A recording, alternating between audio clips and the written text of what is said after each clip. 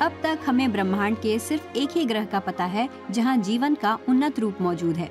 ये है पृथ्वी, जहां पर एक प्रजाति ने बाकी सबको क्रमिक विकास में पीछे छोड़ दिया है। ये प्रजाति जटिल समुदायों में रहती है और कई तरह की संस्कृतियां सभ्यताएं बना चुकी है। लेकिन इस सारी प्रक्रिया के लिए चाहिए ऊर्जा, बहुत सारी ऊर्जा।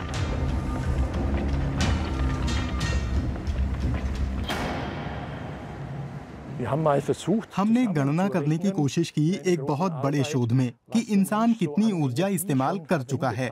हमने पाया कि जब से एंथ्रोपोसीन काल शुरू हुआ है, हमने इससे पहले के 12,000 सालों में जितनी ऊर्जा खर्च की है, उससे 1.5 गुना हम बीते 70 सालों में कर चुके हैं।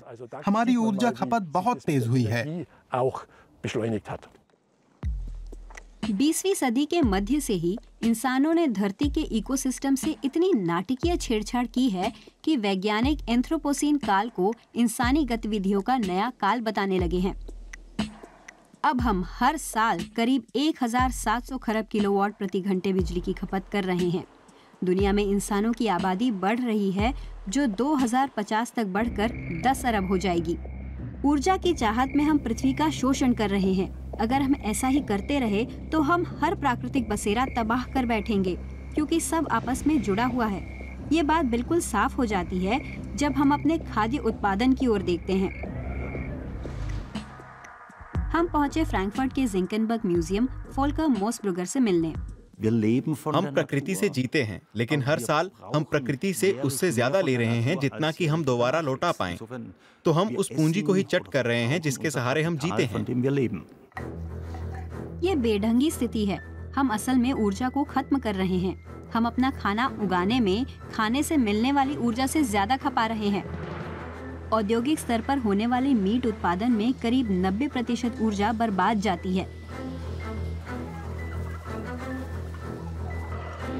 दुनिया भर में खेती की जमीन का करीब 80% हिस्सा चरागाह या चारा उगाने में इस्तेमाल होता है। हम एक नाजुक व्यवस्था को बहुत बुरी तरह प्रभावित कर रहे हैं। अगर ये सेब हमारी धरती होती, जिसका व्यास 12-13 हजार किलोमीटर होता, ये बस कुछ डेसीमीटर या मीटर है, तो ये इतनी पतली सतह है जो मिट्टी है, जिससे हम सही मायने में ऊर्जा ले रहे हैं और 8 अरब लोग जी रहे हैं। इंसानों की भूख शांत नहीं की जा सकती। सस्ते उत्पादन की तकनीकें, एकल खेती और ज्यादा पैदावार के लिए की जा रही खेती ने मिट्टी को खराब कर दिया है। पूरी दुनिया में भूजल का स्तर गिर रहा है।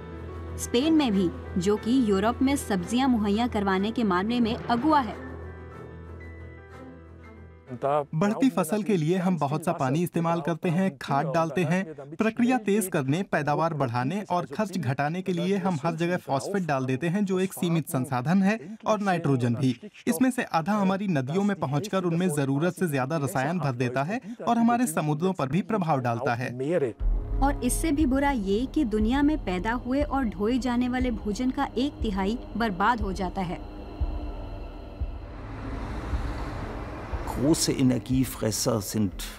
ऊर्जा की ज्यादा खपत होती है खाद्य उत्पादन में, उसके बाद फैक्ट्रियों में होते उत्पादनों में, और फिर परिवहन और यात्रा की बारी आती है। अब तक हम फैक्ट्रियों में होने वाली बड़ी खपत को कम करने की ओर ध्यान दे रहे हैं। आने वाले वक्त में हमें आवाजाही की ओर भी ध्यान देना होगा।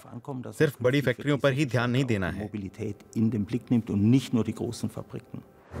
यातायात की वजह से हर साल 8 अरब टन से ज्यादा कार्बन डाइऑक्साइड उत्सर्जित होती है। ये पूरे विश्व के कुल कार्बन उत्सर्जन का 1/4 है।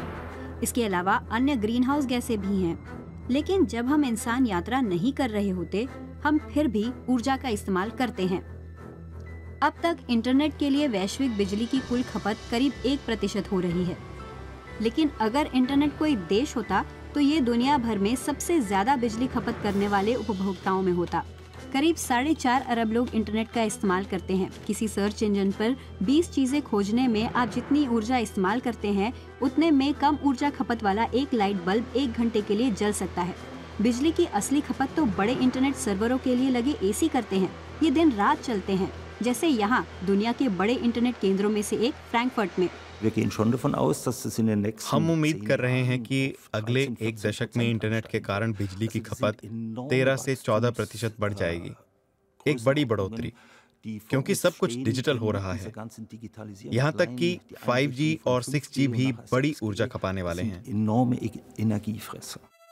5G और 6G तकनीक ज्यादा डेटा इस्तेमाल करने वाली तकनीकों जैसे स्मार्ट घर या सेल्फ ड्राइविंग वाहनों के लिए बुनियादी जरूरत है।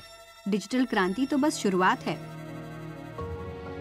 हम सब अपनी जिंदगी में बदलाव ला सकते हैं ताकि धरती पर बुरा असर कम पड़े, लेकिन हमें अपनी आर्थिक व्यवस्था में भी बड़े बदलाव लाने होंगे। एक मोबाइल फोन में लिथियम समेत और भी बहुत कुछ होता है, लेकिन हम केवल उसमें मौजूद थोड़ा सा सोना निकालते हैं। हमें इन सभी चीजों को जो खदानों से निकाली गई हैं, उन्हें इतनी तवज्जो देनी होगी कि वो रिसाइकल हों और सर्कुलर इकोनॉमी में बनी रहें। राइनहोल्ड लाइनफेल्डर कहते हैं कि एक असली सर्कुलर इकोनॉमी की खासी जरूरत है। हमें बायोस्फीयर से सीखना होगा, जहां सूर्य का प्रकाश हर जीवन का स्रोत है। जिसकी जरूरत नहीं होती वो टूटता जाता है कुछ नया बनने में, बर्बाद कुछ नहीं होता। पैसे से चलने वाली व्यवस्था में इंसानों के पृथ्वी को पहुंचाए जा रहे नुकसान पर ध्यान देना होगा। अकेले जर्मनी में किसान 21 अरब यूरो की पैदावार करते हैं, लेकिन अगर उसमें प्रकृति को पहुंच रहे नुकसान को भी गिना जाए तो अकेली लागत ही 90 अरब यूरो के पार हो जाती है। यानी ये बहुत घाटे का सौदा है। हम कहते हैं कि ये लागतें बाहरी हैं, कोई भी इसके लिए पैसा नहीं देता, लेकिन समाज को अचानक से कार्बन डाइऑक्साइड से भूजल में नाइट्रोजन होने और इकोसिस्टम में फॉस्फेट होने से समस्या है, तो समाज इसके परिणाम भुगतता है। और यही प्रमुख समस्या है जहां हमें खुद को बदलने की जरूरत है। अगर हम इस ग्रह का भविष्य चाहते हैं तो व्यापक बदलाव बहुत जरूरी हैं। निश्चित तौर पर पृथ्वी की सबसे समझदार प्रजाति को इतने लायक तो होना ही होगा।